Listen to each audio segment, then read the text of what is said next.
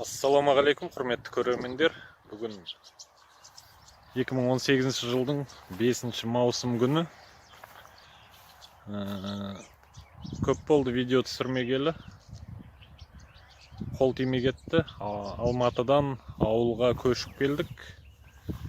Сол бойынша сіздермен біраз бөлісейін деген ойымыз бар. Мына жерге алма ағаш еккен болатынмын.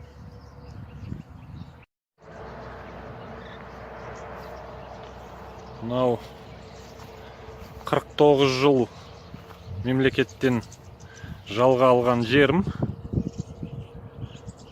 Мынау алма ағаш, арасында жоңышқа шөбі, беде. Сол бедені қазір трактормен шаптырып жатырмыз. Мынаның арасын енді қолмен чабу керек. Мынандай алма ағаш биыл отырғызған алма ағаш, Құдай бұйыртса 2-3 жылдан кейін жеміс береді. Қаладан ауылға көшіп кеттік. Қазір таза ауамен демалып, рахаттанып жүрміз.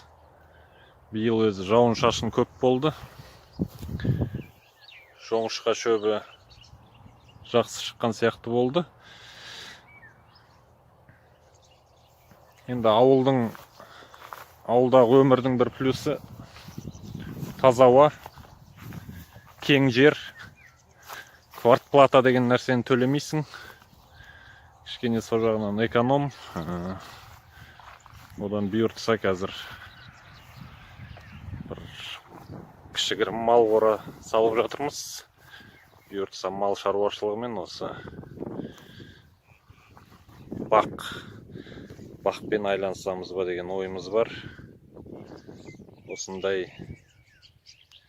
видеолармен сіздермен бөлісіп отырамын. Алма егудің қыр-сырымен сіздермен бөлісемін әлде.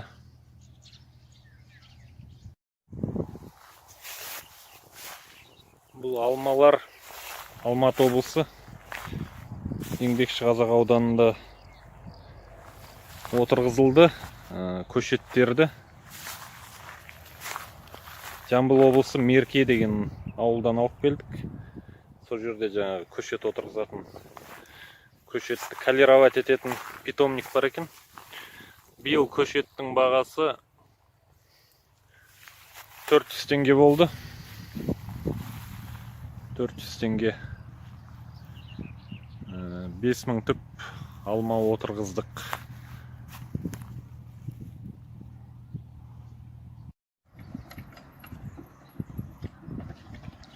Ауылға келе салысымен мына 2 ит сатып алдым. Ит 7 қазынаның бірі ғой. Жоңышқа шөбінің бағасы қазір мынандай престелген тюктарының біреуі 300 теңгеден алып сатарлар кеп сатып алып кетеді. Ал бұлай құны 450-500 теңгеге дейін барады екен. Ауылдың өмірі осы. Құдай бұйыртса енді ауыл шаруашылығымен айлансамыз. Әлде неше түрлі видеолар түсіреміз. Бұл бір өмірден алынған видеолар болады. Біздің ауыл осы. Алатаудың етегінде орналасқан. Табиғат керемет.